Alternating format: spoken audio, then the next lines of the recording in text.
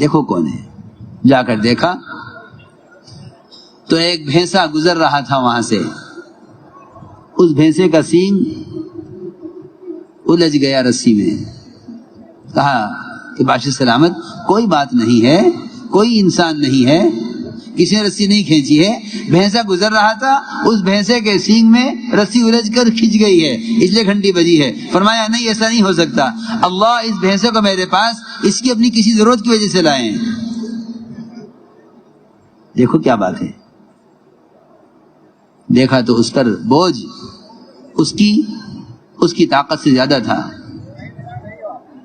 بلایا بھینس والے کو کہ یہ اس زائد بوجھ کی وجہ سے اللہ اس کو میرے پاس لائے ہیں, اللہ نے یہ رسی الجھائی ہے اس کے سینگ میں, اللہ نے مجھے متوجہ کیا ہے کہ تیری رعایا میں بھینسے کے اوپر ظلم ہو رہا ہے. اللہ عمر رضی اللہ تعالیٰ عنہ کسی بھی گھر سے کھانا منگوا لیا کرتے تھے اچانک دیکھنے کے لیے کہ گھر کے کھانے کا کیا معمول ہے. اگر حضور اکرم صلی اللہ علیہ وسلم کے طریقے سے کھانے کا معیار گرا ہوا ہے تو مدد کی ضرورت ہے, اگر آپ کے طریقے سے کھانے کا معیار بڑھا ہوا ہے تو اس کی مدد کی ضرورت ہے. میں یاد کر رہا تھا کہ انسانیت یوں سکھلائی گئی تھی. تو وہاں جنگل میں بھیڑیے نے حملہ کیا اس چرواہے کی بکری پر. اس نے بکری کو چھڑا لیا. بھیڑیے نے کہا انسانی زبان میں کیا اللہ نے رزق دیا, آپ نے چھین لیا. کہنے لگا چرواہا تعجب سے کہ ارے بھیڑیا انسانی زبان میں بات کر رہا ہے. بھیڑیے نے کہا یہ کوئی تعجب کی بات نہیں ہے کہ میں آپ سے انسانی زبان میں بات کر رہا, مجھے تعجب اس پر ہے کہ محمد صلی اللہ علیہ وسلم. بھیڑیے نے کہا چرواہے سے مجھے تعجب اس پر ہے کہ محمد صلی اللہ علیہ وسلم تو مدینہ منورہ میں مسجد نبوی میں صحابہ کرام کو انبیاء کے قصے سنا رہے اور تو یہاں جنگل میں بکریاں چلا رہا. میں عرض کر رہا تھا کہ دعوت کی عمومیت نے کسی کو کہیں نکلنے نہیں دیا, ہر ایک کا رخ صحیح کیا کہ جاؤ وہاں. اس لیے میں نے عرض یہ تھی میری کہ سب سے بنیادی جو ہدایت کا ضابطہ ہے, اللہ نے ہدایت کا ضابطہ دعوت اللہ کو متعین کیا ہے. دین کے تمام شعبے اس دعوت کے محنت سے زندہ کرنا مقصود ہے. دین کے تمام شعبے دعوت سے زندہ کرنا مقصود ہے, مگر دعوت کہ اصل دعوت نقل و حرکت ہے. کسی بھی ذریعے سے پیغام پہنچانا دعوت نہیں ہے. میری بات یہ بات یاد رکھیو, کسی ذریعے سے پیغام پہنچا دینا دعوت نہیں ہے, بلکہ خود جا کر دعوت دینا دعوت ہے. یہ بات میری یاد رکھیو ہمیشہ, یہ بات ہمیشہ یاد رکھیو. کسی ذریعے سے پیغام پہنچانا یہ دعوت کی سنت نہیں ہے, یہ دعوت کی سنت نہیں ہے, بلکہ خود جا کر دعوت دینا یہ اصل سنت ہے. جتنے بھی رواجی طریقے ہیں دین کے پہنچانے کے, یہ تمام کے تمام طریقے رواجی طریقے ہیں. رواج اپنی ظلمتوں سے بھرا ہوا ہے اور سنتیں پہ انوارات سے بھری ہوئی ہیں. اس لیے ہم نے عرض کیا کہ سب سے بڑی سنت یہ سنت دعوت ہے. حضور اکرم صلی اللہ علیہ وسلم کی دعوت میں سب سے اہم چیز وہ عمومیت ہے. آپ نے اپنی محنت سے کوئی قوم, کوئی علاقہ, کوئی رنگ, کوئی زبان اس بنیاد پر آپ نے محنت نہیں کی ہے, بلکہ آپ نے پہلے دن سے امت کو جمع کیا ہے. آپ نے امت کو جمع کیا ہے. آپ کی دعوت کی سب سے بڑی خصوصیت یہ ہے کہ آپ کی دعوت تمام انبیاء علیہ السلام کی دعوت سے مختلف ہے. کوئی نبی قوم کی طرف, قبیلے کی طرف, علاقے کی طرف, کوئی کسی حرف پیشے کی طرف, اپنے خاندان کی طرف, لیکن آپ صلی اللہ علیہ وسلم آپ ساری امت کی اور تمام انسانیت کی تمام قسموں کی طرف مبعوث ہیں. اس لیے آپ کی دعوت میں عمومیت ہے.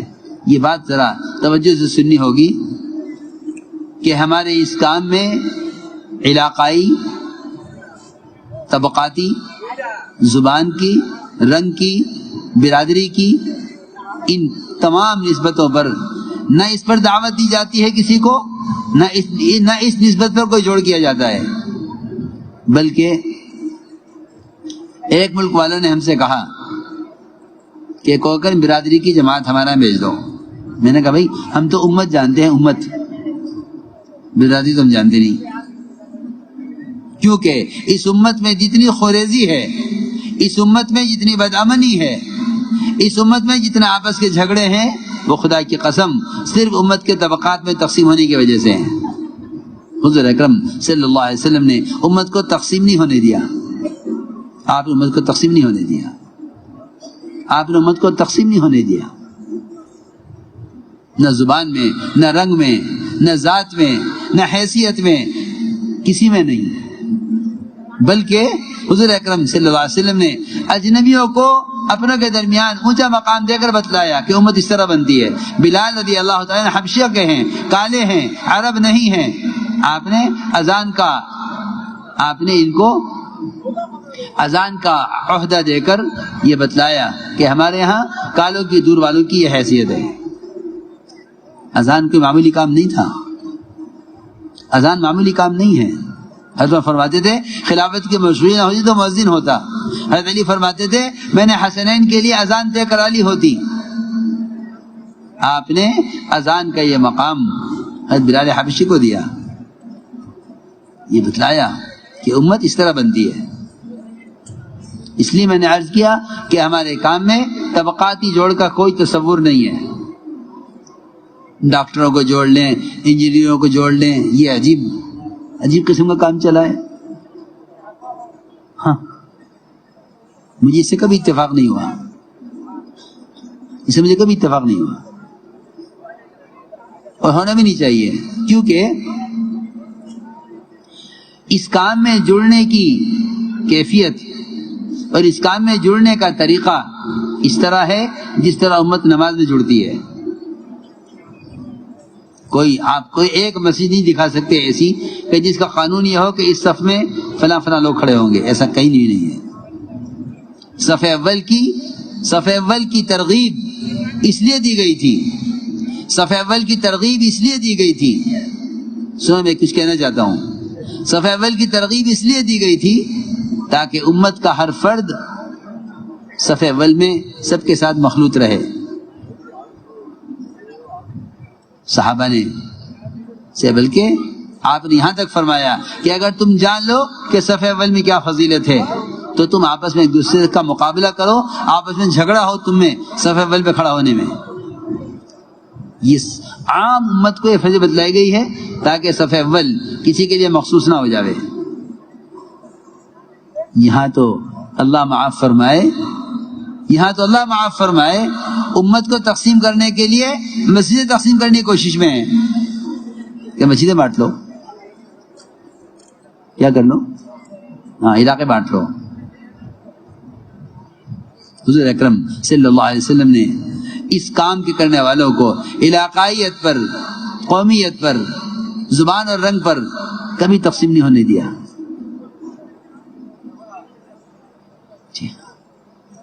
کبھی تقسیم نہیں ہونے دیا.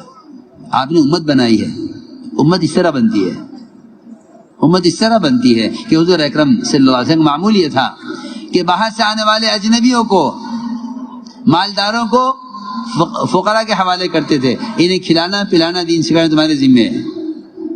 امت میں اختلاط ہو، مالدار غریب کے ساتھ، غریب مالدار کے ساتھ، کالے گورے کے ساتھ، گورے کالوں کے ساتھ.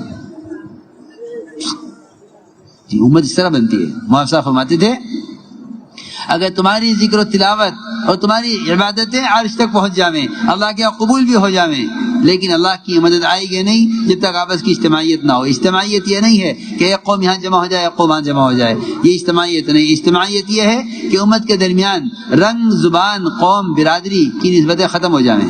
یہ اس کو اجتماعیت کہتے ہیں، اس کو اجتماعیت کہتے ہیں. رنگ، قوم، برادری کی نسبتیں ختم ہوں، اس کو اجتماعیت کہتے ہیں. امت کا ان نسبتوں پر تقسیم ہونا یہ امت کا تفرق ہے، یہ امت کا بکھرنا ہے. اس لیے حضور اکرم صلی اللہ علیہ وسلم کی دعوت میں سب سے بنیادی چیز یہ ہے